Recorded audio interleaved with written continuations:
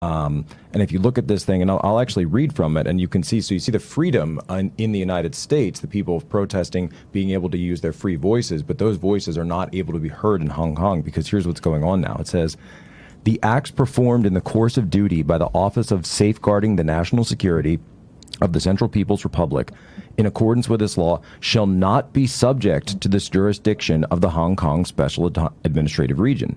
Moreover, in the course of performing duty, a holder of an identification document or a document issued by the office, including their vehicles, will not be subject to inspection, search, or detention by law enforcement officers of the region. So it's full Gestapo-like immunity for agents of the PRC, direct agents of the Chinese Communist Party, to then go into Hong Kong and do whatever they want. Now, a little bit of this we had suspected for the last couple of years because we had seen dissidents being rolled up. We'd seen them being disappeared in the past, and nobody was sure which unit had done it from the Hong Kong police force. No one was really sure who had taken it. We assumed it was Chinese MSS, their security forces. Well, now they're just coming out and they're taking the full mask off, and they are saying these agents are coming in from the mainland. They're going to go after Hong Kong protesters. And by the way, Steve, this law does not only apply to Hong Kong citizens. If you are a foreigner, if you're an expat, of course, Hong Kong is a massive expat community. This law applies to you fully as much as it would to a Hong Kong citizen. So there is no distinction between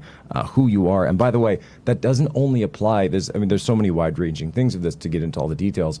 This even applies to things that you may have said on social media. We talk about the surveillance. If you said something on social media, if I said something, if Steve Bannon said something, if Raheem said something here on Warroom, they could pull that up and then arrest you in Hong Kong just for something that you said years ago outside the country. Steve, we've got about a minute left here. Well, look, I think it compares and contrasts the two systems. Remember, we've been reporting from and broadcasting about Hong Kong since June of last year when the protests first started. And we said in the first couple of weeks, this was going to happen. This is the way the Chinese Communist Party rolls. And Raheem and Jack, what stunned me is that it's taken 6 months until you have any American citizens outside the Chinese embassy holding the Chinese Communist Party accountable. You know, we've heard Pompeo, we've heard Navarro, we've heard different voices in the administration. President Trump tweeted last night, it's now time to hold them accountable because they caused this. But I think it's pretty shocking. It took us 6 months to get here. Okay. Steve Bannon, Jack Posobiec, Greg Manns, and more of what the people want in the live chat. More Jack Maxey after this break.